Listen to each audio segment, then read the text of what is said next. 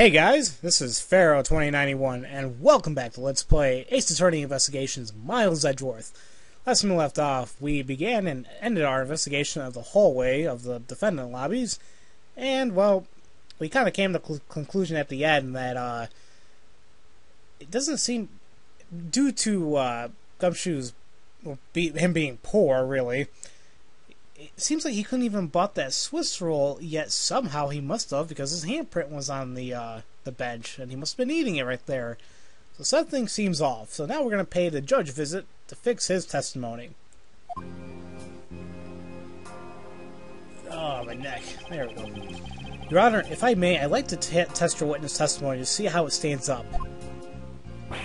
Do you doubt me? Am I your new suspect? In a sense, I suppose you could say that. Even you, a judge, is nothing but a common witness before Von Karma. Silence in the courtroom! Silence, I said! Mr. New Prosecutor recommended my man for Von Karma and Miss Genius, something like that. Oh! You bit your tongue again, didn't you? Ahem. As a defender of the law, I could never give false testimony. You can even place me under oath if you want. Very well, then. Your testimony, if you please. Can't believe we're going against the judge. Alright. What I saw at a recess. During the recess, I went to the restroom.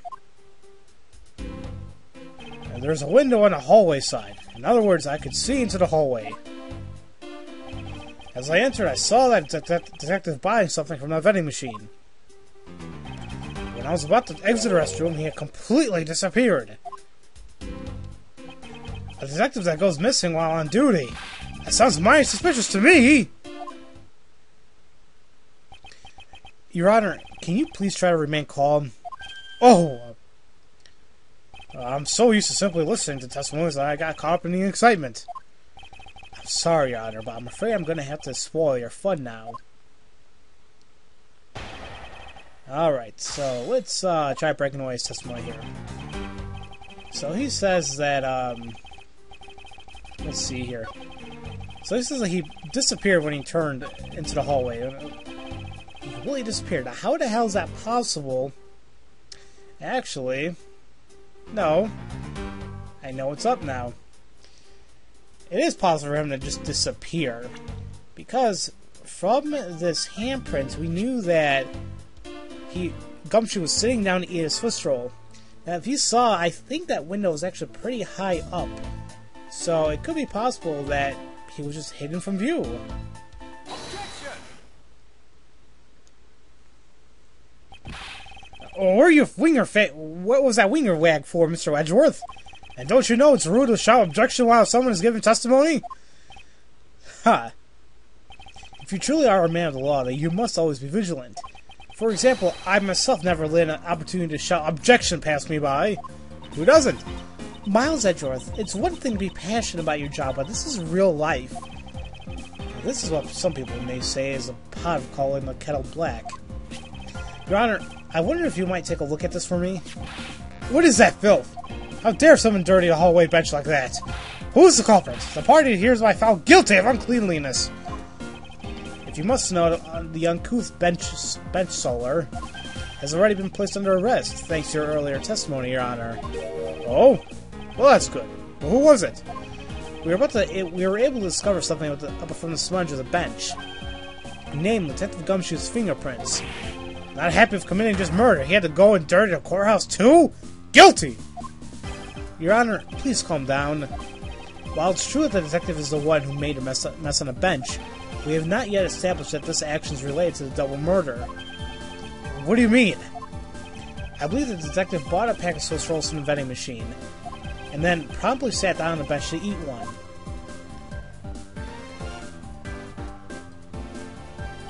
The cake crumbs and pieces of chalk on the floor under the bench, and Detective Gumshoe's fingerprints prove my conclusions to be true.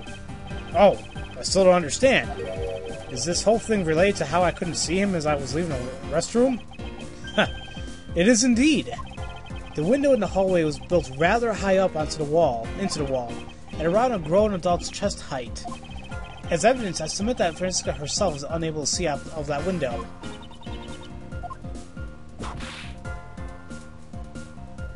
No! I guess that was a very late reaction. I knew I shouldn't have used her height as evidence.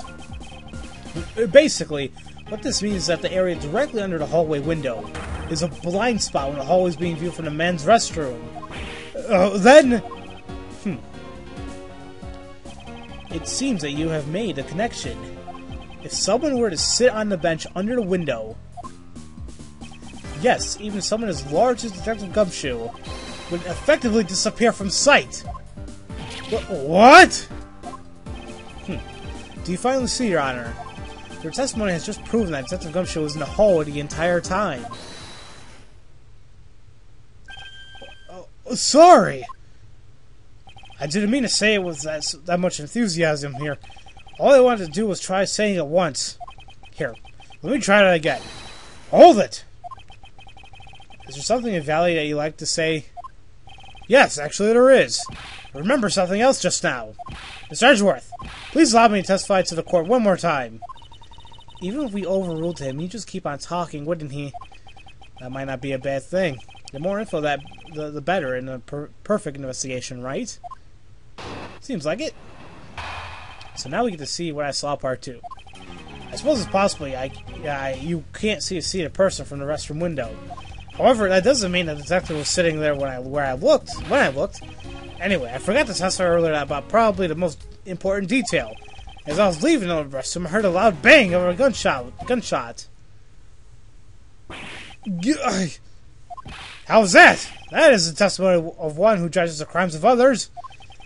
Your Honor, could you try to state the important facts first next time? I agree. Before you go around judging others, you should learn to judge your own words. I'm sorry. But honestly, I thought that sound was just a whole noise popper until just now. Now that he mentions it, right before we restarted the trial, he did talk about that. Yeah, I think I do remember that. Okay. The most critical point in this argument is when did the judges look into the hallway, and whether that lines up with when the gun was actually fired. Your Honor, if I may, I'd like to clarify a few details in your testimony. Alright, let's see what else we can figure out here. So he says that it doesn't mean that the detective was sitting there when I looked. Okay, well, let's press on that for a minute. As we established, you went to the restroom during a recess. However, at what point in the recess did you look into that hallway? After a call for a recess, I handed the change of prosecutor paperwork. Maybe about 20 minutes until we reconvened. Yes, that sounds about right. Just as I expected. What were you expecting? And I demand to know what that all-knowing smile is for. Your Honor, that statement you made just now is very important. I'd like for you to append it to your testimony. Alright, if you insist. So let's see. I looked into the hallway about 20 minutes before we were to reconvene. Okay. Didn't we just get it right here? His testimony. He said that he heard a gunshot right before the trial was about to start again. I think that kind of goes together. I think we actually have something we're gonna able to conclude on just right now.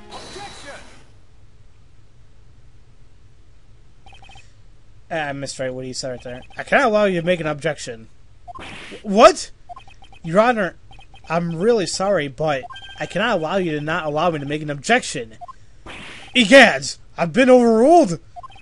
Your Honor, there are simply too many holes in your testimony for my taste. What do you mean by that? You claim that you heard a gunshot during the recess, but that is simply not possible. Mr. New Prosecutor, recommended by Manfred von... Duh! Instead of biting your tongue, why don't you just... Something right there. Duh! I see you have no mercy for the elderly either, Franziska.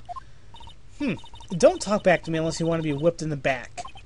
With your height, you'd need a stepladder or 4 to accomplish that. Burn! Ahem! Mr. Edgeworth, my ears are not as far gone yet. I'll have you know.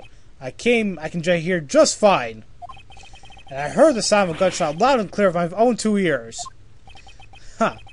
Your Honor, I have here an interesting bit of testimony. It's from Detective Bad. and according to him, he heard the gunshot right before the trial was about to start again. What did you just say? Your Honor, you just said that you heard a gunshot about 20 minutes before we were about to reconvene. How do you explain this glaring contradiction? That can't be! Unfortunately, that is the truth. But I heard it clear as day! Bang! The loud sound of a gunshot! The sound of the gunshot. We keep returning to the point of contention. And that piece of evidence, I always did wonder why I found it where I did.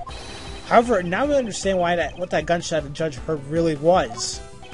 Unfortunately, Your Honor, this is what really produced the gunshot you heard.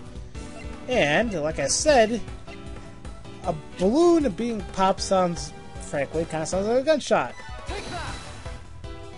I found this object in the hallway earlier. What is that pink substance?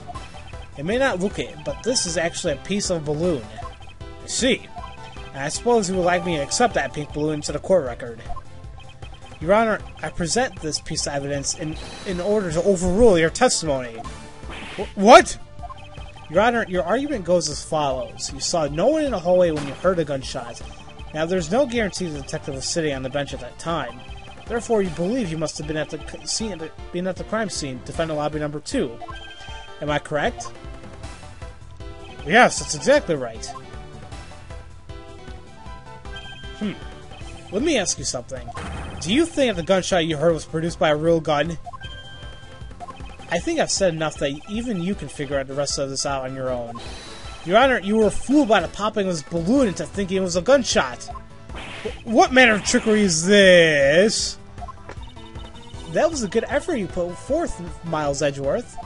But if it was me, I'd have wrapped this thing up before a judge even testified. Care to elaborate on how one ends something before it even begins?